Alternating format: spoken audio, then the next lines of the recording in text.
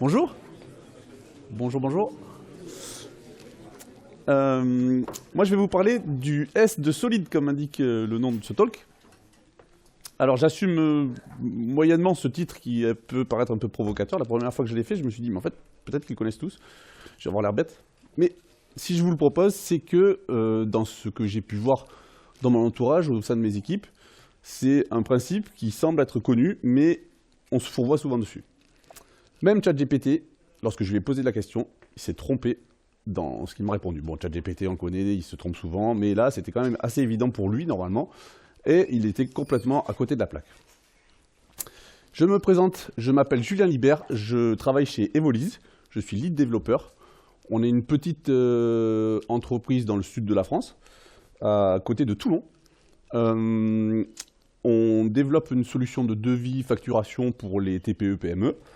Et on essaie d'améliorer le quotidien du chef d'entreprise pour qu'il puisse prendre des bonnes décisions pour sa société au bon moment grâce à tout ce qu'on peut faire autour des devis et des factures.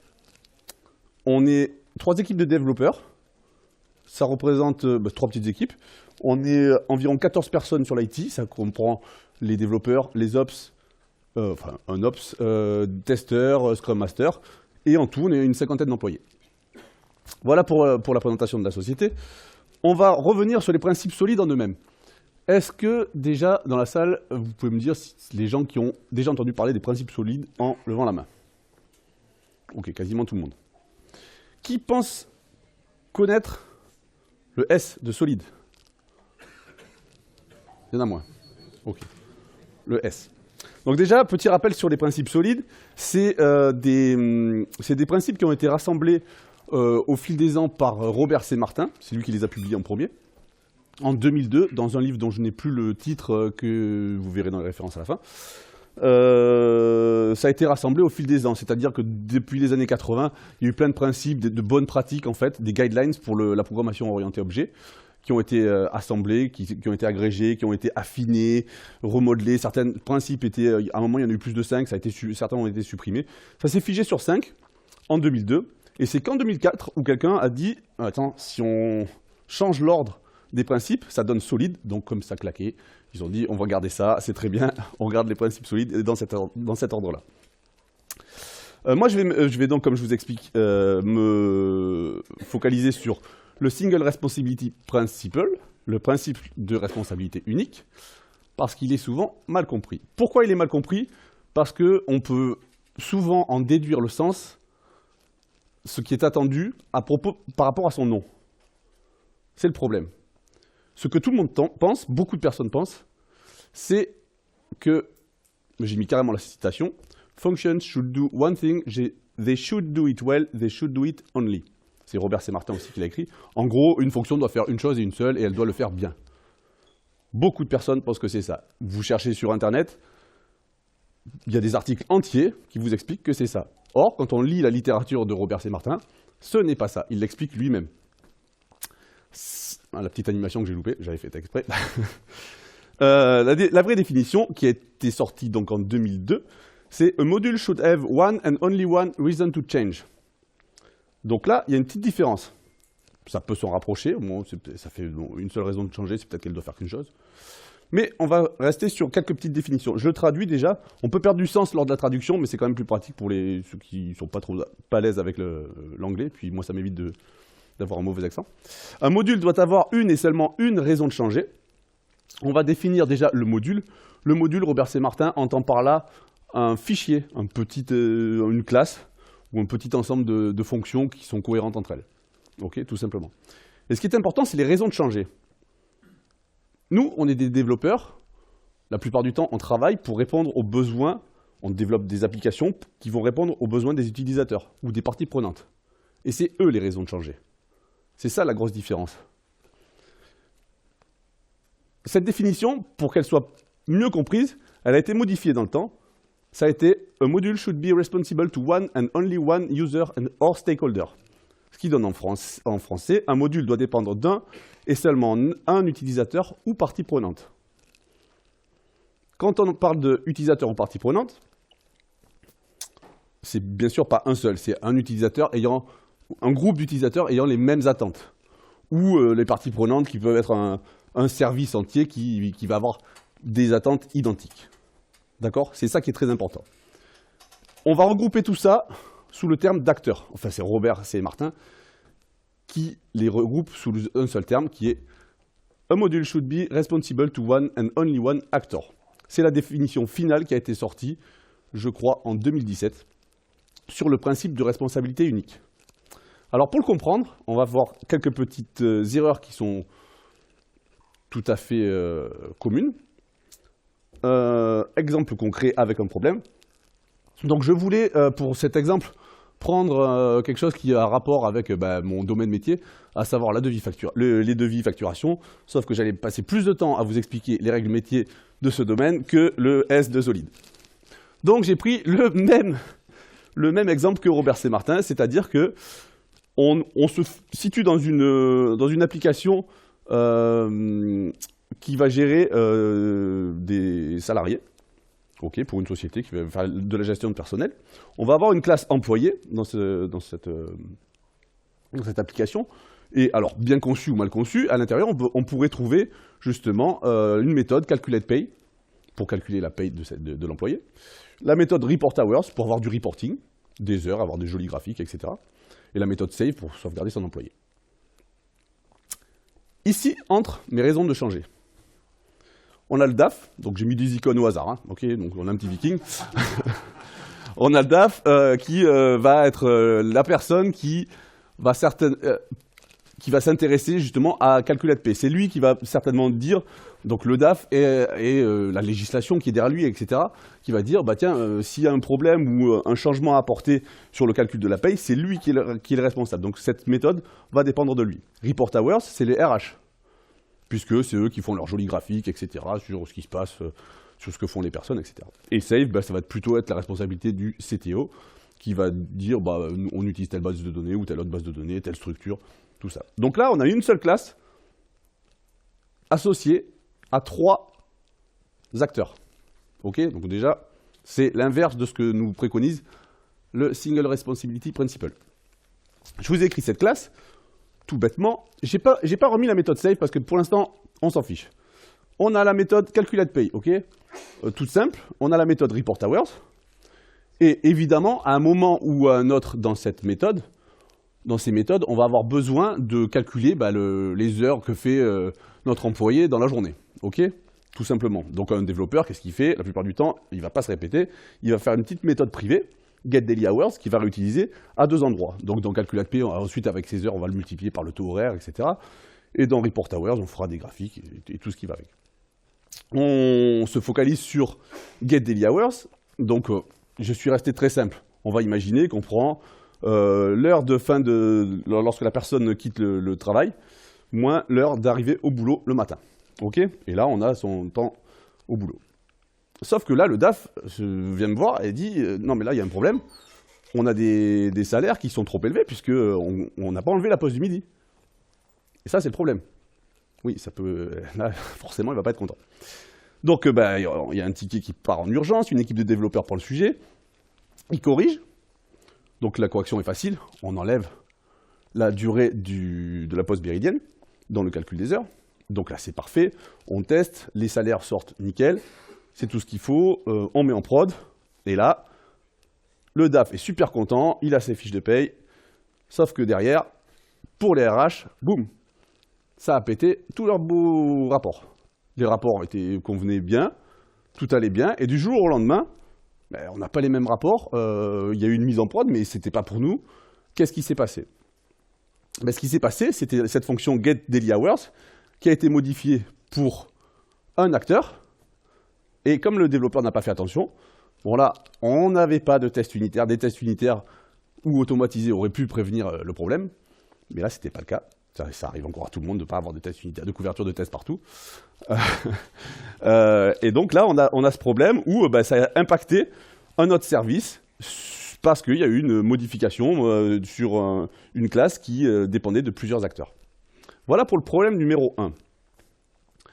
Le problème numéro 2, un peu plus simple, c'est les problèmes de merge.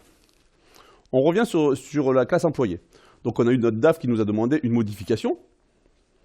Et en même temps, on a le CTO qui nous dit, bon bah là, pour des raisons qui lui sont propres, on va changer de manière de stocker tout ce qui est les données. On passe d'une base de données MySQL à Postgre, je ne sais quoi.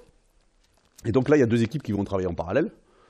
Et puis à la fin, qu'est-ce qu'on fait la plupart du temps, c'est qu'on merge le travail, on merge les branches, ou en tout cas on fusionne tout, et à ce moment-là, on tombe sur des problèmes de git merge. Donc là, à l'heure actuelle, parce qu'on a travaillé tous sur le même fichier, la problématique, c'est que ça peut engendrer des erreurs, parce que même si à l'heure actuelle, on a des IDE qui nous permettent d'avoir quand même une interface assez intuitive pour régler les conflits qu'il y a lors des merges, si on s'en passe tous, et puis un autre problème, c'est que lorsque il n'y a pas de conflit, que Git se charge lui-même de résoudre les problèmes, de fusionner le travail, des fois, il peut faire des erreurs lui-même. C'est rare, mais c'est déjà arrivé que il y a eu telle partie du code dans cette même classe qui a été changée à telle heure, un autre commit juste à l'heure d'après, et notre commit juste après, etc., dans différentes branches. Et puis des fois, on a soit des doublons de code, et le code ne marche plus du tout, soit c'est rare, mais ça peut arriver. Dans tous les cas, ça peut prêter à problème, même que ça vienne de l'utilisateur ou de Git. Donc là, on a deux problématiques. Je vais faire vite, je crois, je ne sais plus quelle heure il est. Les solutions. Voilà. Les solutions. Donc les solutions qui sont... Alors il y a plusieurs solutions qui peuvent être utilisées, bien entendu, mais là, j'en présenterai qu'une pour des raisons de temps. Donc déjà, qu'est-ce qu'on fait? C'est que notre classe employée, on va la découper en plusieurs parties. Donc on va avoir le pay calculator avec le calculate pay et le get daily hours. Le hour reporter avec le get daily hours à lui aussi. Donc là, on a du code qui est dupliqué. Même si à la base, il est identique, ce n'est pas grave. On le duplique parce qu'il dépend de deux acteurs différents. Et donc notre classe employée, après on a notre employee saver. Chaque responsabilité est séparée dans différentes classes. Vous pouvez l'utiliser telle qu'elle, utiliser ces classes telles quelles dans le code client, ou tout simplement les encapsuler derrière une employee façade, un design pattern connu qui sert simplement d'aiguilleur. Vu que c'est un aiguilleur, sa responsabilité, c'est juste d'aiguiller, ce n'est plus de faire le calcul. D'accord? Donc là, on n'a plus de problème de responsabilités qui sont multiples. Voilà pour ce qui est de tout ça. Je passe vite fait aux bénéfices. Les bénéfices, en tant que développeur, on cherche souvent à faire du don't repeat yourself, le dry, de factoriser dès qu'on peut, dès qu'on en a le temps aussi quand même, parce qu'il y a des contraintes financières derrière ou autre.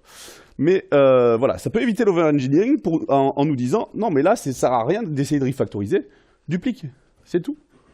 Parce qu'il y a différents acteurs qui entrent en jeu, donc n'hésite pas. Donc ça peut être un frein à l'over-engineering. Ça améliore la lisibilité. La solution que je vous ai proposée, il y en a d'autres, elle peut améliorer la lisibilité et la compréhension du code. Pourquoi? Parce qu'en ayant éclaté la classe employée en plusieurs petites classes, vous avez différents niveaux de lecture. C'est-à-dire que si j'ai besoin de savoir ce que peut faire l'employé, je reviens juste avant, j'ai mon employé façade, je verrai qu'il va certainement pouvoir calculer la paye, le rapport des heures et se sauvegarder. Si je n'ai pas besoin d'en savoir plus, je m'arrête là. Si j'ai besoin d'avoir le détail du calcul de la paye, je ne suis pas obligé d'avoir tout mélangé dans ma classe employée qui va mélanger tout le code. Je vais dans la classe pay calculator et je verrai justement le détail de ce que ça doit faire et de comment ça le fait. Donc vous avez différents niveaux de lecture, comme lorsque vous parcourez un journal et que vous passez juste sur les titres ou sur l'entête de votre article. Vous n'êtes pas obligé d'aller jusqu'au fond de l'article s'il ne vous intéresse pas dès le début. Vous pouvez savoir, ah non, c'est pas ce qui m'intéresse lorsque vous développez. Ça augmente la capacité à modifier le code en minimisant le risque de bug. C'est l'exemple numéro 1. C'est-à-dire que vous pouvez modifier votre code sans impacter sur le code qui est utilisé pour un autre service. Donc là, ce qu'on a vu, c'est que le SRP, le Single Responsibility Principle, il se base surtout sur la structure de votre société. Et donc, il peut changer avec le temps. Donc en gros, le principe de responsabilité unique peut vous faire changer votre code lorsque votre société évolue et les besoins évoluent. Debugging et testing simplifié. Donc le minimise le risque de bug, c'était l'exemple numéro 1.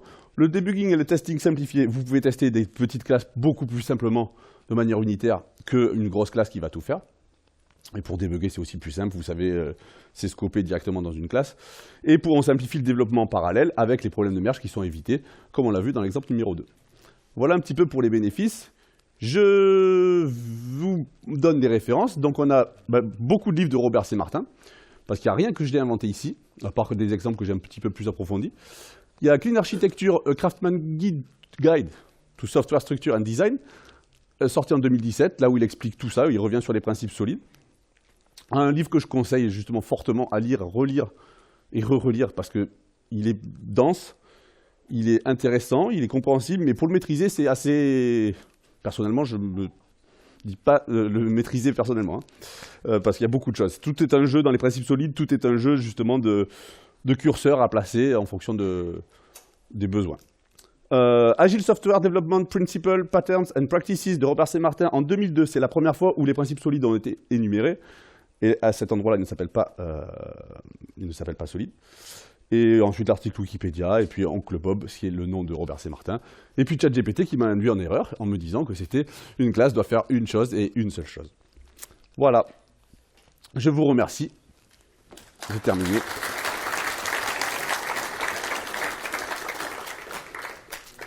Et je ne sais pas si on a le temps pour quelques questions. Ça va. Donc si vous avez des questions, n'hésitez pas à laisser un commentaire. Déjà, est-ce que vous pensiez que c'était ce qui a appris quelque chose? Ça va, je suis content.